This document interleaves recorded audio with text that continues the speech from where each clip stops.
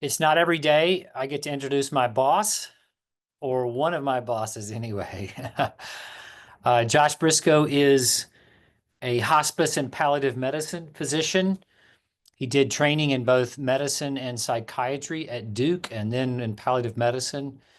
And he now directs the palliative medicine team at the Durham VA, which, as many of you know, is closely affiliated with Duke, where Josh also is an assistant professor of psychiatry and behavioral sciences here at Duke. He has worked with us over the years pretty closely. He's an affiliate in Duke's Trent Center for Bioethics, Humanities, and History of Medicine. He's one of the affiliate faculty for TMC. And there's a lot of overlapping interests. Josh is I think, a remarkable teacher and thinker, and has a good example of someone who has been bridging into that world of using digital technology to communicate about and sustain dialogue about important questions. He has a monthly newsletter, digital newsletter entitled Notes from a Family Meeting, which we encourage you guys to check out. And I think some other ventures. I don't know if you'll mention them, Josh, but today he's going to speak to us with the title, The Uncanny Valley, Remaining Human in Healthcare. I find the title quite intriguing, Josh, and we're all looking forward to hearing you. I'll say again, as Hope mentioned, if you have questions along the way, you can just fire them off into the Q&A function. I'll keep an eye on that, and we'll ask some of those questions at the end. And we're glad you guys are all here. Josh, you can take it away. Thank you, Far, and thank you for those kind words. So I'd like to talk to you all today about something that has bothered me in my practice of healthcare for a long time. And I've only relatively recently come to have some handles for it and a description for it. And so I want to describe this phenomenon to you. And then I want to talk about a response that we, particularly as Christians, can have to its underlying problem, because I do think it's a symptom of a deeper problem. So today we're going to be talking about what is the uncanny valley, who cares about this thing, and then what should we do about it. So what's the uncanny valley? So the uncanny valley is an idea from robotics. The term's first coined by a robotics professor by the name of Masahiro Mori in the 1970s. And what he was describing was this phenomenon in robotics where if you can see the graph there on your screen, at the left end of the x-axis, you have human likeness, very low human likeness, all the way up to totally human likeness. And then on the y-axis, you have our affinity for the human form. And so at the left end of the axis, you have perhaps like an industrial robot, like a robotic arm on a car assembly line that, is vaguely metaphorically human, but nobody is mistaking that for anything human. And then as things gradually increase in their human form, like up to a toy robot, other things that apparently have human form, our affinity for them increases. And you would expect a linear increase until you get to a real live human, where that's something we have the most affinity for as far as its form. But what you encounter along the way is something like this drop in the graph, and you have actually a revulsion of the form. So at the bottom of this graph is something like a prosthetic hand, which appears more human than an industrial robot on a car assembly line, but is somehow just human enough to inculcate these feelings of revulsion, or uncanniness is the word that Mori used. And then you recover as you continue to increase in human form, you recover until you finally get to a healthy human person that we have full affinity for. If you, like me, are wondering what a Bunraku puppet is, this is what that is. So this has greater human form and more human likeness than a prosthetic hand, and we arguably would have more affinity for this than a prosthetic hand. Caleb Gardner wrote about this very poignantly in a perspective piece for the Lancet, describing medicine's uncanny valley, the problem of standardizing empathy. And what he described here was his experience as a medical student, but on the other side of the patient-clinician divide, where his father was admitted to the hospital for end-stage heart failure, and his encounters with the clinicians there, who were clearly trying to signal that they cared for his father, but they were saying the right things, they were doing the right things, but they were coming off in a way that appeared uncanny. And so here's one excerpt. The doctor on duty during the week my father spent in the cardiac intensive care unit was young, focused, and energetic. In the few brief conversations we had, she used many phrases that I recognized from medical school. But her approach couldn't hide the fact that she would rather have been looking at the screen of her smartphone than talking to me or my mother. If anything, the rote phrases she used emphasized it. At one point, she awkwardly nudged a box of tissues in our direction, although neither one of us was crying.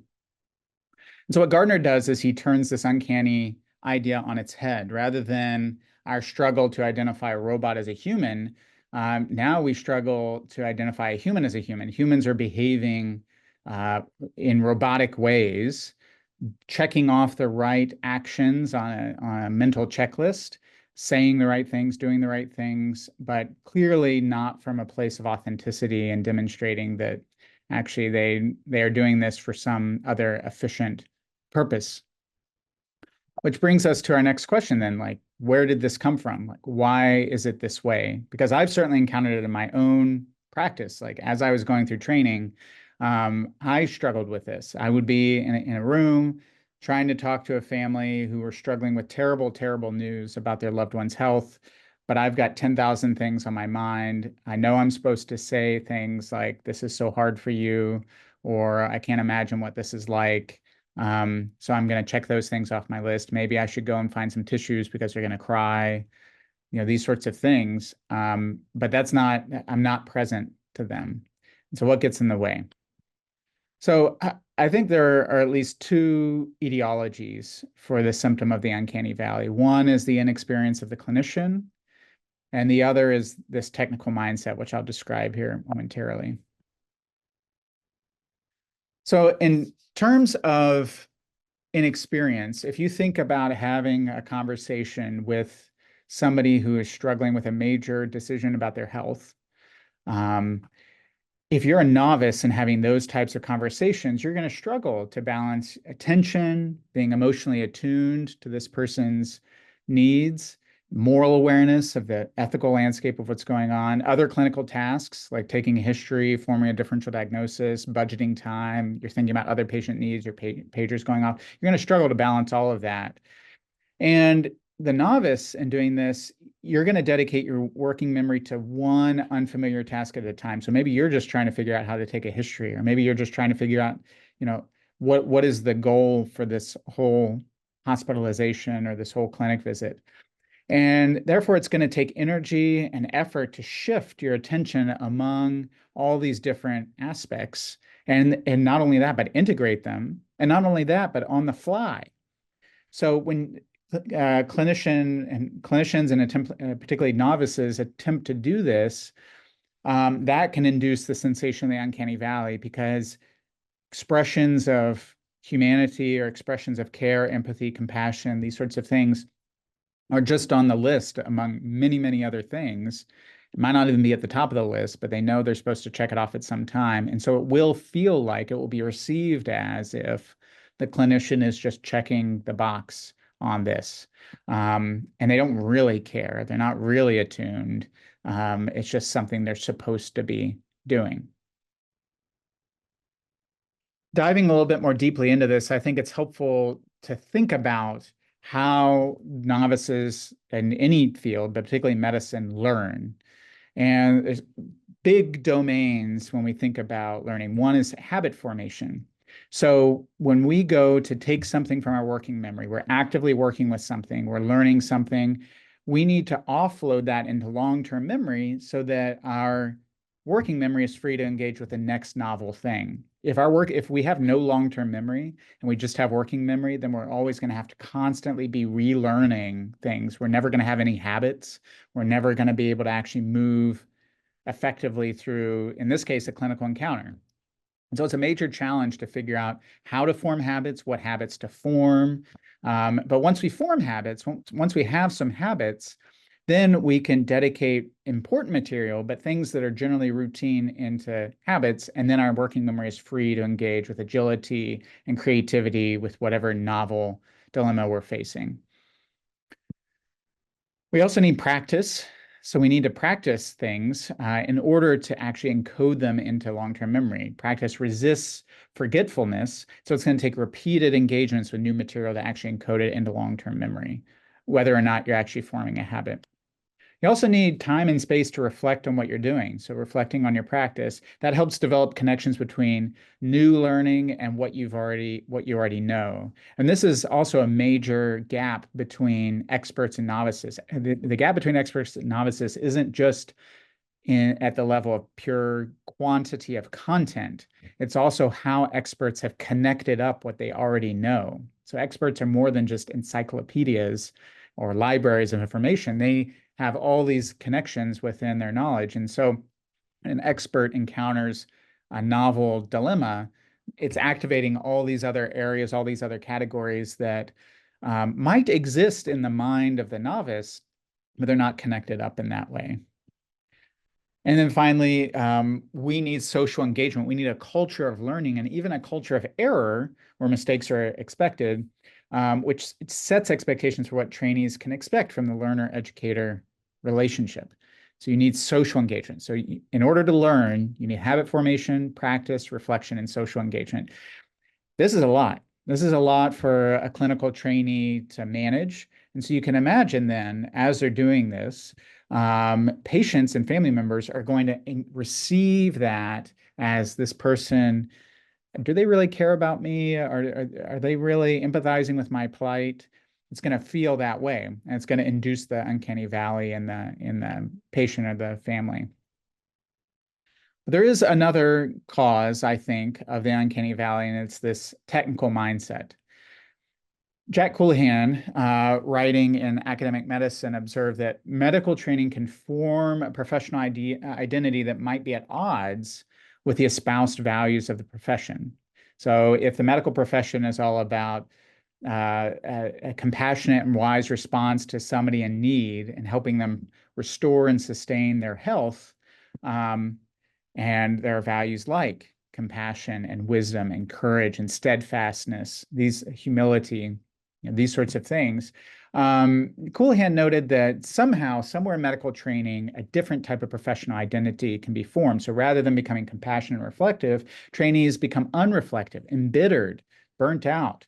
And one of those hallmarks is this technical mindset, which is reductionistic and efficient and presumptively amoral.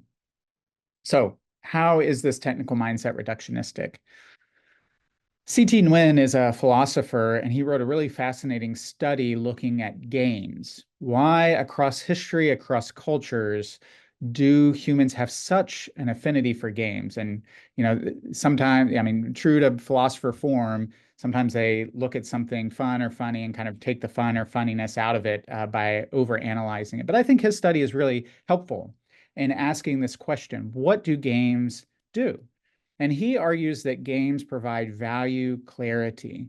In games, rather than in real life, values are easily applicable, they're commensurate, they're rankable. So if you're playing a game of soccer, or you're playing a game of Scrabble, or you're playing a game of tag, you know exactly what you're supposed to be doing. A point is a point, no matter who scores the point. Both teams understand the rules of the game. This is not like real life, where values are gray. What am I supposed to be doing? What goal am I supposed to be pursuing? So real life isn't like a game, and we run into trouble when we try to make real life like a game, or when we avoid real life situations that aren't easily gamified. And the connection with the clinical encounter is clear here, that clinical encounter is nothing like a game, but it is easily gamified through all the different measurements we make of the human body, of the blood work and the scans and the numbers and vital signs, all this data we collect in the clinical encounter lends itself to gamification. Nguyen uses these terms of value capture and value collapse to describe what happens when we try and take what we enjoy so much about games as value clarity and translate it over into real life. So value capture is what happens when a surrogate marker or a metric stands in for a more meaningful metric and then becomes the major focus of activity. So somebody comes in, they have a problem with their health, they want to get back to their normal life, and we discover that their serum creatinine, a marker of kidney function, is elevated in the wrong direction.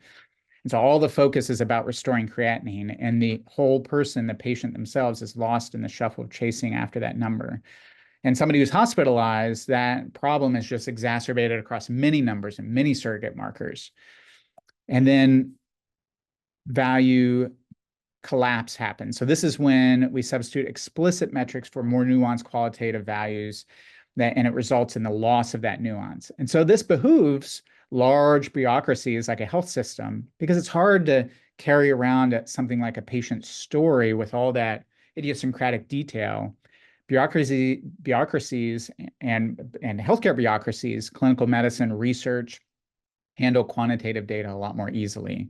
So I can tell you the patient's serum creatinine is 7, and immediately, if you're an expert clinician or even a trainee, bells go off on your head. You have an idea of what might be going on with this patient.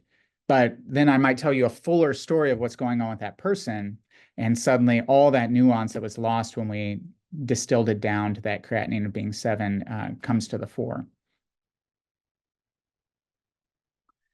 This has historical roots, and although I don't have a tremendous amount of time to go deep into the history, I think it's helpful to just reflect on these words from Claude Bernard. He was a French physiologist who discovered things like glycogen in the liver. He discovered the vasomotor system. And he was really passionate about establishing the scientific method in medicine. So he says, a physiologist is not a man of fashion. He's a man of science, absorbed by the scientific idea which he pursues. He no longer hears the cry of animals. He no longer sees the blood that flows. He sees only his idea and perceives only organisms concealing problems which he intends to solve. So Bernard was alive and had his career in the 19th century, but this is still this idea and this theme is still alive and well in modern medicine even today, this very day, where clinicians chase after their surrogate markers, much to the exclusion of the crying of their patients, the bleeding of their patients, the suffering of their patients. Incidentally, he was a big advocate for vivisection. His wife left him after she came home to find him dissecting the family dog. So this philosophy didn't lend it so well to him being a family man. So the technical mindset is reductionistic. It is also efficient. Jacques Ellul, writing about 100 years later after Claude Bernard in the 1960s, published this work, The Technological Society, in which he described the outworking of what he described as technique. And he says technique transforms everything it touches into a machine. So what Ellul means by technique is this movement to try to distill everything down to efficiency. We're no longer focused on the true end of things, like if the end of medicine is sustaining, restoring a patient's health, we lose that end, and now we're just about pursuing efficiency. How can we make patients move more quickly and efficiently through the clinic? How do we discharge patients more efficiently? How do we restore their creatinine more efficiently? All this boils down to efficiency. And in order for a bureaucracy to do this, more and more areas need to come under the purview of the bureaucracy. In this case, more of the patient's life is drawn under the scope of medicine, not for the sake of holistic care, but for medicalized efficiency for the purposes of the bureaucracy. The more that's measured, the more that can be controlled to nudge all those metrics in the right direction. And reductionism facilitates this. It takes big intangible facets of life like health, spirituality, culture, and devolves them into surrogate markers, which I noted before bureaucracies handle more efficiently. About 30 years after Elul, Neil Postman writes this in Technopoly: "We are at our best when acting like machines, and that in significant ways machines may be trusted to act as our surrogates." Postman, writing really before the popular adoption of even the internet, let alone social media and smartphones, electronic medical record, and these sorts of things, was struggling to come to grips with a culture that was overwhelmed with information. I mean, the early 1990s, our culture, in Postman's view, was already overwhelmed with information, let alone now. And he argued that the way our culture was attempting to respond to this information glut was with more technology, but the greater use of technology yielded more information, which called for more technology, and this created a spiral, which he described as technopoly. This happens in medicine, for example, with the advent of the electronic medical record. We're capable of storing, collecting, and storing more data. And with that data, we have more to study, and that produces more data. And we have more instruments to measure more, and in finer detail, more data. And this is spiraled out of human control. No one human can attend to everything that is in somebody's electronic medical record. And so all our typical filters for managing information break down. We use more technology to remediate these problems. And the only thing that can address this information problem, we think, is the machine. So rather than um, um, trying to use machines in ways that are wise and helpful towards the purposes of medicine as we should see them, instead, we try to make ourselves more like machines. The standard for my practice now becomes efficiency. So the technical mindset is reductionistic, efficient, and it's also presumptively amoral. So if you look at the moral landscape of the clinical encounter, it's highly complex. How do you even begin to think about it in a pluralistic society? We long for Nguyen's value clarity. Just what am I supposed to be doing? But if we could somehow look at the clinical encounter or force the clinical encounter into an environment or a framework that is amoral, then we take out all those gray areas. We take out all that struggle to negotiate with our neighbors that believe things that we don't believe. Drew Leader wrote about this very clearly and helpfully when he described the body as a text. And he described the clinical encounter actually as yielding 4 different texts. When a patient has a problem at home, let's say they have some chest pain, they don't know what's causing it, they don't know what it means, but they know clinicians can help them with this problem. That is the experiential text. I have this problem, I'm experiencing it in my body, I have this chest pain, I'm coming to seek help for it. And the clinician and the patient together form the narrative text. So the clinician's going to ask questions about where the pain is, where's it going, how long has it lasted, what's its quality. And all of that is being negotiated between the patient as they tell their story and the clinician as they try and translate that into terms that are actionable in the clinical encounter. That's the narrative text, but that's too subjective to really intervene on. And so what the clinician needs is the physical text. So the patient's story drops out, and now the clinician is going to examine the patient's body. They're going to listen with their stethoscope to the lungs. They're going to palpate different parts of the body, these sorts of things. But even that is too subjective because you still have one human there. And so we go one step further into the instrumental text. So these are the lab studies, the EKG, the scans, the x-rays that hopefully in this mindset offer purely objective data that are going to give us actionable information. So Leader writes this: only when translated into numbers did illness seem to take on a fully objective form. Quantitative data, clear, intersubjectively available, escape the ambiguity and bias of the senses. And so that is the hope of trying to make the clinical encounter amoral, is that we don't have to deal with these questions of right or wrong, good or bad, should or shouldn't. We just have the clear numbers. We just follow the science. I mean, the EKG tells us this, we should do this. The scan has shown this, so we should do that. There's a broken bone on the X-ray, we should fix it. And obviously this is simplistic, and I'm sure all of y'all can uncover, ethical questions that boil out of this, but this is where this mindset leads, the technical mindset leads. If we can just distill things down into numbers, objective numbers, then we have our answer. There are some problems with that. So why should we care about this? I mean, why should we care about this technical mindset, about inexperience, about the uncanny valley at all? Mary Shelley, again, lessons from deeper history, and we could go deeper still, wrote Frankenstein. I'm sure all of y'all are familiar about the story with the story of Frankenstein. The creature that Frankenstein revivifies, brings back to life from a assemblage of parts, eventually learns to speak and says this to his creator: "Remember that I have power. You believe yourself miserable, but I can make you so wretched that the light of day will be hateful to you. You are my creator, but I am your master. Obey."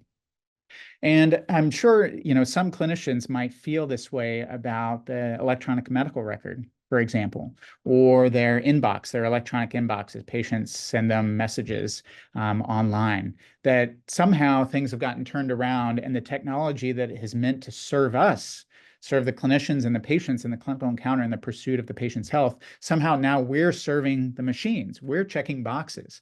We're placating the quote unquote e-patient or the electronic patient, the chart, the computer. We're chasing after these surrogate markers. The tail is wagging the dog.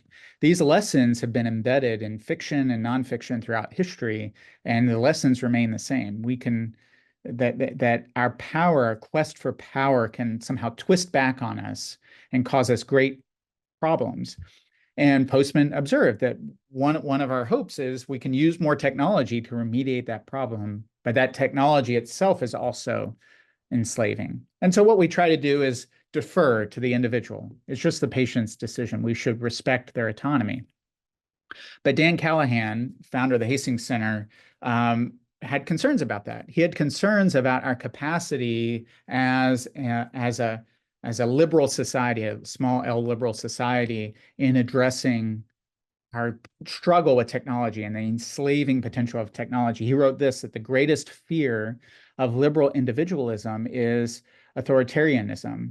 But that fear, reasonable enough, fails to take account of the fact of the power of technology. The profit to be made from it can control and manipulate us even more effectively than authoritarianism. Moral dictators can be seen and overthrown, but technological repression steals up on us, visible but with an innocent countenance, and is just about impossible to overthrow, even as we see it doing its work on us. Liberal individualism makes this scenario more easily possible, and that's why it's not a tolerable guide to the sensible use of medical knowledge and medical technology. And you can hear clinicians feel like they're just resigned to the fact that this is how technology is going to run my life now. I'm bound to the medical record. I'm bound to my computer at 11 o'clock at night after my kids go to sleep. What other response do I have? How do I respond to this? This is very, very challenging. And there's a lot of interesting rabbit trails to chase down there that we won't have time to address today. But this is some of the fallout of how enamored we become with technology, but how problematic technologies become through the technical mindset. And part of this dilemma is that we are uncertain about what questions we should even be asking. So here's another lesson from fiction, this time children's fiction, The Phantom Tollbooth. The main character comes across this strange creature called the dodecahedron, who's obsessed with math and applying mathematical reasoning to every single problem, even when it doesn't really apply. And the main character gets really frustrated with this. And the dodecahedron pushes back and says, if the answer is right, who cares if the question is wrong? And this is the power of the framing questions of the clinical encounter, of all of society as it intersects with healthcare. If we go chasing after the questions offered to us by our technologies, we might get the right answers, but we've been asking the wrong questions. And this is we're particularly vulnerable to this when we think in terms of efficiency, like how can we, set up our templates the right way in the medical record, or our dot phrases, or these sorts of things in the EMR, so that we can engage more efficiently with the medical record. But that's just working under the questions given to us by the medical record itself. Maybe we should ask different questions. Which brings us to one question I think is relevant to ask, which is, how are we thinking about ourselves as clinicians being formed in the clinical encounter by the technologies we use? So if you think about inexperience is a necessary step along the path to becoming a clinician. And so you're probably going to induce the uncanny valley in your patients along the way. It's just part of learning the craft. But most clinicians, on the other hand, don't intend, if we understand them charitably, they don't intend to inhabit the technical mindset, but are instead captured by it, given all these pressures on the clinical environment that run counter to the pursuit of the patient's health.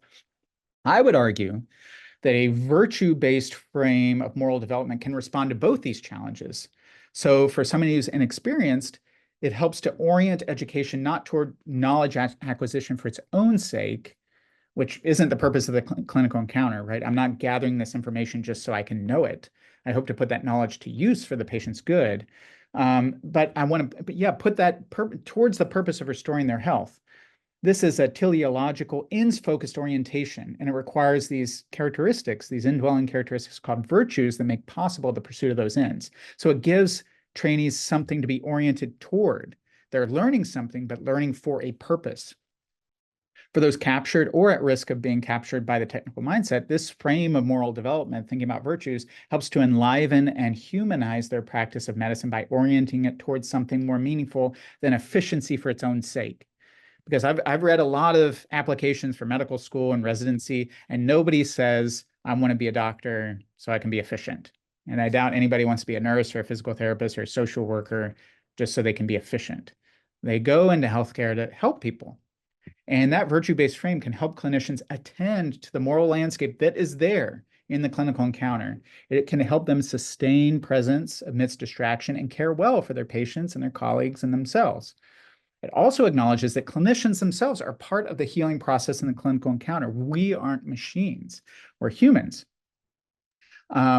If we neglect virtues, if we just say we're not going to pay attention to that, then the use of all this knowledge is going to become unmoored from any good purpose.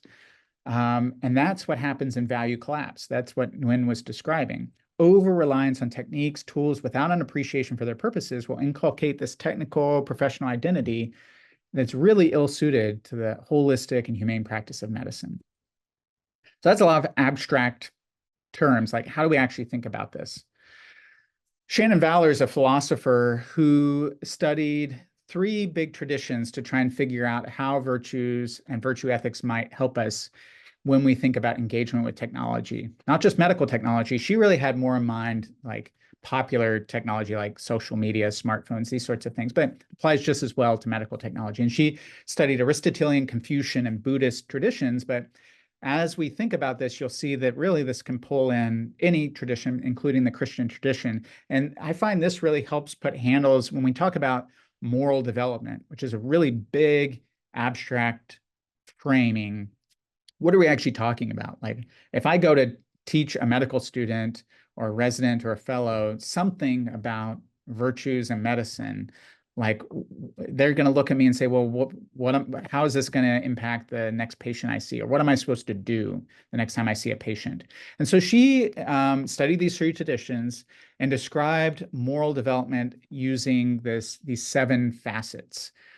And I won't have a lot of time to go into them in great detail, but they're somewhat self-explanatory. So moral development involves moral habituation. We've already talked about the importance of habits, relational understanding, and this includes our relationship not only with other individual humans, but our relationship with the world, with other creatures, with God, reflective self-examination, intentional self-direction of moral development. So I have to intend to be doing something about my moral development.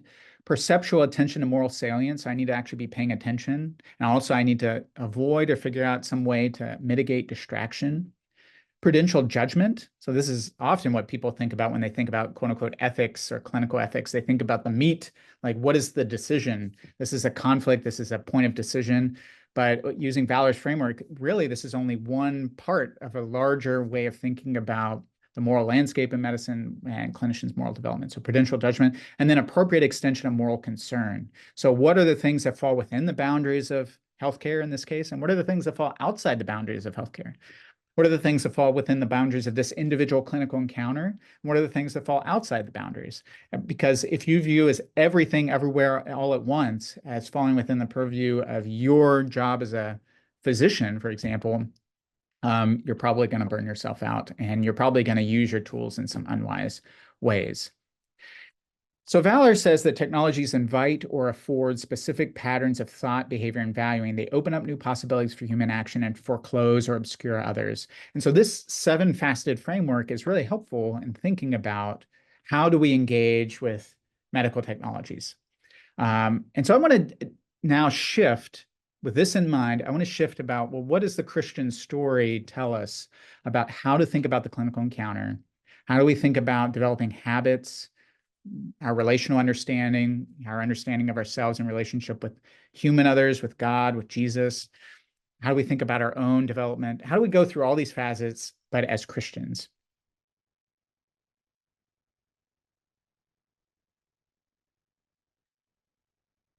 In Deuteronomy 32, there's a really beautiful poem, um, and it describes Israel's journey um, to become a nation. And in Deuteronomy 32:10, we read this. He, that is God, found him, that is Israel or Jacob, in a desert land and in the howling wasteland of a wilderness. He encircled him, he cared for him, he guarded him as the apple of his eye. That's the English idiom. If we say somebody is the apple of your eye, you care a lot about them. My daughter is the apple of my eye. I'll do anything for her. I love her. I care for her. That's how the English translates the Hebrew, and I know nothing of Hebrew. I'm relying on other scholars here to help me. Y'all probably know more about Hebrew than I do, but my understanding of the Hebrew idiom there is that it's actually referring to the little man in the eye. That when you get so close to somebody else, you can see yourself reflected in their pupils. And so there's this idea, this reflection. I mean, think about how beautiful this poetry is, that God drew so close to Jacob and the nation of Israel that God could see himself reflected in their eyes. And likewise, Israel, beholding the face of God, could see themselves reflected in God's eyes. That is just like mind-blowingly poignant, that there is something of God in us that we're carrying forth into the world, and there's something of us in God. We're linked in this inextricable relationship that's just mind-blowing and resists everything I've been talking about the technical mindset. That if you think about yourself in relationship with God in this way, that means you are absolutely not a machine. That means the purpose of your life and your work is absolutely not about efficiency. Um, and likewise, yourself, your very being, your life, your work is ultimately sanctified through this relationship with this God who sees himself in your eyes, who is drawn so near to you that he can see himself in your eyes, and that you have drawn so near to him, you can draw so near to him that you could see yourself in his eyes. So Joel Schumann writes this when he thinks about the human body. This is what he writes: a body seen as a body, both more and other than the sum of its parts, is one seen as the manifest presence of a beloved human person, instead of simply as an object to be manipulated or controlled. The challenge for those who would participate in the healing of broken bodies is patiently and diligently to cultivate the habits of body and mind requisite to this seeing and loving. So you have it right there, that somehow we need to cultivate these habits, because I mean, the poem and my waxing poetic just there, it makes it sound so easy. We live our lives before the face of God. I mean, everything we do should just fall out from there. It's just so easy. But it's not. We all know it is not easy. And speaking as a clinician, I even now have to resist the drift and the pull and the temptation to treat my patients like machines or like animals, to treat myself like a machine or an animal. The machine around me and the temptations of my own heart tempt me to do that. And so I need to develop for myself habits and ways of life that can make this more possible, to put me in this way, to open my eyes, to see God for who he is and to see my patient for who he is, to develop this way of seeing them, because as scripture tells us, that is where Actually, the spirit of Christ is found is in meeting the needs of the people around us when they're suffering, when they're naked, when they're hungry. And how do I do that? How do I do that? Well, there is a challenge, right? And the challenge is to put this in. So I've described this technical mindset, but to put Christian handles on it and put Christian terms around it is idolatry. So you see a picture here of Jeroboam, the first sacrificing idols. So the Israelite king, after the split of the northern kingdom, the southern kingdom, Jeroboam had a problem on his hands because Jerusalem was part of the southern kingdom. And so he was just going to lose his entire nation if they were going to maintain worship in Jerusalem and not in the northern kingdom. And so he established sites of worship throughout the northern kingdom that ultimately devolved into idol worship. And I want us to reflect on this passage from Isaiah as we think about idols, and then think about how we approach idols and handle the temptations to worship idols in our own lives. So this is from Isaiah 44. All who fashion idols are nothing, and the things they delight in do not profit. Their witnesses neither see nor know, that they may be put to shame. Who fashions a god or casts an idol that's profitable for nothing? Behold, all his companions shall be put to shame, and the craftsmen are only human. Let them all assemble, let them stand forth. They shall be terrified, they shall be put to shame together. The ironsmith takes a cutting tool and works it over the coals. He fashions it with hammers and works it with his strong arm. He becomes hungry and his strength fails. He drinks no water and is faint. The carpenter stretches a line. He marks it out with pencil. He shapes it with planes and marks it with a compass. He shapes it into the figure of a man, with the beauty of a man, to dwell in a house. He cuts down cedars, or he chooses a cypress tree or an oak and lets it grow strong among the trees of the forest. He plants a cedar and the rain nourishes it. Then it becomes fuel for a man. He takes a part of it and warms himself. He kindles a fire and bakes bread. Also, he makes a god and worships it. He makes an idol and falls down before it. Half of it he burns in the fire. Over the half he eats meat. He roasts it and he's satisfied. He warms himself and says, "Aha, I'm warm. I've seen the fire." And the rest of it he makes into a god, his idol, and falls down to it and worships it. He prays to it and says, "Deliver me, for you are my God." They know not, nor do they discern. For he has shut their eyes so that they cannot see, in their hearts so that they cannot understand. No one considers, nor is there knowledge or discernment to say, half of it I burned in the fire. I also baked bread on its coals. I roasted meat and have eaten. And shall I make the rest of it into an abomination? Shall I fall down before a block of wood? He feeds on ashes. A deluded heart has led him astray, and he cannot deliver himself or say, is there not a lie in my right hand?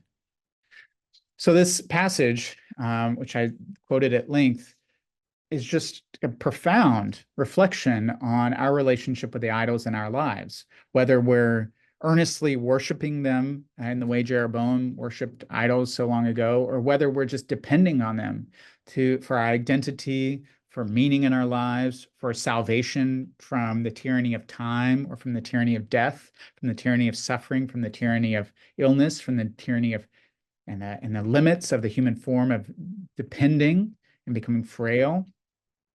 Are we looking to medical technology in these ways, either as clinicians? I'm hoping that this next technical fix will come along and make my work so much better. It will make my sense of meaninglessness in this efficient encounter somehow imbue it with meaning. It will make my day somehow better in this way. It will save me from all these burdens I'm bearing as a clinician because of the technical mindset. Is that what I'm looking to these medical technologies for? Likewise, if I'm a patient, am I looking to them for salvation? I'm not even thinking about dying and death. I'm only thinking about life and salvation. That's what the ventilator is going to afford. That's what the organ transplant is going to afford. That's what the chemotherapy is going to afford. And what are we actually worshiping when we engage with these medical technologies? Are we situating the medical technologies within our worship of God and using them to serve what I had just described, this relationship with God and other people as meaningful and deep and doesn't lend itself to efficiency or idolatry? Or are we actually bringing our theology in service to those medical technologies? Well, I would say that God, there's lots of responses here, but I think God has given us three responses or three ways of living, three practices that can help us on our path to Him and on our path to becoming better clinicians. One of which is the Sabbath. So T.S. Eliot, writing in the opening stanza of The Rock, says this: "The eagle soars in the summit of heaven. The hunter with his dogs pursues his circuit. O perpetual revolution of configured stars, O perpetual recurrence of determined seasons, O world of spring and autumn, birth and dying, the endless cycle of idea and action, endless invention, endless experiment, brings knowledge of motion, but not of stillness, knowledge of speech, but not of silence, knowledge of words and ignorance of the word. All our knowledge brings us nearer to our ignorance. All our ignorance brings us nearer to death. But nearness to death, no nearer to God. Where is the life we have lost in living? Where is the wisdom we have lost in knowledge? Where is the knowledge we have lost in information? The cycles of heaven in 20 centuries bring us farther from God and nearer to the dust." So, I don't know if Eliot had the Sabbath in mind when he was writing that, but I think of the Sabbath when I read that, because God has given us the Sabbath to rest, to pull back from our work, to not ground our identity and our self-identity or ourselves, our very being and our work and our capacities. So for clinicians, the Sabbath means God calls us to be more than machines, striving for optimization. He calls us to rest in Him, to rest and look around and enjoy what He's given to us, to receive what has been given. We don't have to keep optimizing. And for patients, the Sabbath means God calls us to be more than animals, striving for survival. He calls us to rest in Him, to rest in the grace of the life we've been given. Abraham Heschel, in his work, The Sabbath, reflects in this way: the Sabbath is not for the sake of the weekdays. The weekdays are for the sake of the Sabbath. It's not an interlude, but the climax of living, this rest in God. The art of keeping the seventh day is the art of painting on the canvas of time the mysterious grandeur of the climax of creation. As He sanctified the seventh day, so shall we. The love of the Sabbath is the love of man for what he and God have in common. Our keeping the Sabbath day is a paraphrase of His sanctification of the seventh day. This world is given to us. For 6 days, we're toiling, we're working, and hopefully in a sanctified way. And at the same time, a lot of it is toil amongst the thorns and thistles of this life. But for 1 day out of 7, we're called to rest and receive what we've been given through grace. That can shape and help us resist and give us endurance and faith to resist this machine-like mindset that presses in on us from all directions. Likewise, God has given us baptism, the sacrament of baptism, which is a sign that points to His covenant with us through Christ.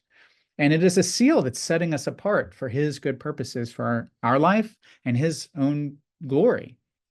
Peter Leithart says this, that every biblical picture or type of baptism, the flood, circumcision, the Exodus, the purification rites of Leviticus, the entry into Canaan, the water wonders of kings and prophets, captures one dimension of what it means to be a new creature in Christ. The water isn't just washing away sin. Water isn't just cleansing. There's judgment in the water. There's the flood from which Noah and his family was saved. There's the crossing of the Red Sea, which judged the Egyptians. All the symbolism is tied up in the sacrament of baptism that helps us remember that we belong to this covenant-making, covenant-keeping God. So for the clinician, baptism tells us that we are more than a machine. We've been claimed by a God who loves us. And it points forward to God's good purposes to redeem our work as clinicians. There's always going to be another sick person, always another suffering person at my office, until one day there's not. Until one day God wipes away every tear from every eye, defeats death permanently and for all time. For the patient, baptism means they're more than a machine. You've been claimed by a God who loves them too. This points forward to God's good purposes to redeem the human frame. That this broken body, this frail body, this suffering body that I'm bearing right now is not going to be the final word. And the dust into which I will crumble one day, unless Christ returns first, is not going to be my final state. Those are the things spoken to us through baptism. Likewise, the Lord's Supper. God has given us this Lord's Supper as a sign of what he has done for us, sacrificing his son, shedding his blood for our cleansing, breaking his body, bearing our sin. And the Lord's Supper for clinicians tells us that we are loved so much that Christ wanted to die for us. And we are so fallen that Christ needed to die for us. Our work is good, but it's not ultimate. Our identity and value is not in our work. For patients, this means likewise, we are so loved by Christ that he wanted to die for us, and we are so fallen that he needed to die for us. Our health is good, but it's not ultimate. Our ultimate identity and value is not in our health. It's found in Christ and with Christ, in relationship with Christ. So with that, I think we've got about 5 minutes. Oh, whoops, a couple more slides. So, and then we'll wrap up. Sorry, we might not have 5 minutes for questions. So to tie this back into medicine, so with these reflections on what it means to be leaning into the sacraments and the Sabbath that God has given to us as clinicians and as patients, what does that mean? Wendell Berry, when his brother was in the hospital, reflected on that experience of having a loved one under the care of people he didn't know, whose intentions he had to trust. And he wrote this: love obstinately answers that no loved one is standardized. A body, love insists, is neither a spirit nor a machine. It's not a picture, a diagram, a chart, a graph, an anatomy. It is not an explanation. It is not a law. It is precisely and uniquely what it is. It belongs to the world of love, which is a world of living creatures, natural orders and cycles, many small, fragile lights in the dark. In the hospital, what I will call the world of love meets the world of efficiency, the world that is of specialization, machinery, and abstract procedure, or rather, I should say that these two worlds come together in the hospital but do not meet. During those weeks when John, Barry's brother, was in the hospital, it seemed to me that he had come from the world of love and that the family members, neighbors, and friends who at various times were there with him came there to represent that world and to preserve his connection with it. It seemed to me that the hospital was another kind of world altogether. And it is. These are two different worlds. And it's up to us as human clinicians to bridge those two worlds, and so doing, hopefully contribute towards making a new one. Christian clinicians, set apart, pointing towards something greater than their work, greater than themselves, can bridge these worlds. I think God is with us, working alongside of us to do this work. And with that, we've got 4 minutes for questions, if anybody wanted to ask Josh, questions. you have, as we have discussed, you clearly got a book here. Thank you for giving us a taste of it. We've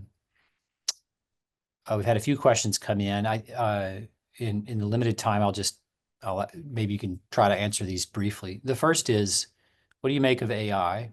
It promises to take away some of the rote aspects, some of those uncanny mechanical aspects, so that we can be more focused on the human aspects. Are you skeptical, hopeful? What are your thoughts about that? Yeah, so I think there are some uses of AI that are very promising. It might be very scary for some people in healthcare. So, like using AI to identify, certain diagnoses under the microscope, histology slides, pathology, identify certain findings on an X-ray, these sorts of things. A machine will eventually be able to do those things better than humans. We run into trouble when clinicians are drafting their responses to patients' emails using AI, or even asking AI, I have to tell a patient bad news. It's a young mother with ovarian cancer, and she has young kids. Like, what should I say? Or even offloading that entirely to AI. And I've heard examples of like computer-generated voices, warm and welcoming and compassionate, but totally fabricated, delivering bad news fictionally to a woman with ovarian cancer, for example. I'm less worried about what machines will be capable of doing and more worried about what we will do to ourselves as clinicians if we allow machines to set the standard. If the standard is seeing 200 patients a day because AI can do that, humans will never be able to keep up with that, but we'll try and we'll destroy ourselves in the process. And so we need clarity over what it means to for humans to take care of humans and then situate AI as a tool within that and be very clear about the purposes of our tool use before we just unload that everywhere. So, and we can learn from the lessons we hopefully have garnered from the electronic medical record. All right, so this question is more than you can address in these 2 minutes, but maybe it'll get our listeners thinking as well. I was thinking about liturgy as you spoke, both as an analogy for the problem insofar as we know that liturgy can become merely rote, merely mechanical. In fact, arguably, part of the Protestant Reformation was motivated by a sense that such liturgies had characteristically become mechanical and rote. And when people wanted to be more spiritual, more real, more personal, etc. And yet liturgies also seem like potentially a resource. So I'm kind of curious your thoughts about liturgy as giving us maybe insight into the character of this problem and ways we can overcome it. You already mentioned Yeah. Sabbath and the Lord's Supper. Yeah. Yeah. So I think in just a couple ways. So when I think of liturgy, particularly in this context, I think of James Smith and his cultural liturgies, and just thinking, I mean, going to the mall as a liturgy, going to a sporting event as a liturgy. It's these habits, and they are habits, and social habits that form us to be a particular kind of people. So if you look at the clinical encounter as a liturgy, or a patient going through the clinic or going through the hospital as a liturgical experience, um, how is that patient or how's that clinician being formed by that liturgy? And then what are the counterformational liturgies that might be available to us? And I do think if we think about liturgies as habits, and sometimes you can think of habits as like, well, that's not good. I don't want this to be just rote, like you were saying. But there is something important about having a habit, particularly when things go bad, when everything is on fire and you just got a diagnosis of cancer and or your wife just died or everything's falling apart. You know that you're going to be at church on Sunday. Like, where else are you going to be? That is what you've done for the past 40 years. You're going to do it because habit is going to compel you to do it. I would say that's not a bad thing. It's not a bad thing to be carried by the habits and also by the community in that way. And that forms us through those liturgies that the church and through God has given to us in really important ways that can counter the formational and deformational liturgies of the clinical encounter. May it be. Amen. Josh, thank you for joining us, everyone. This is our final TMC seminar for the fall semester, but we'll be back with a new slate in the spring and hope many of you can join us. Thank you, Josh, and good day to everyone.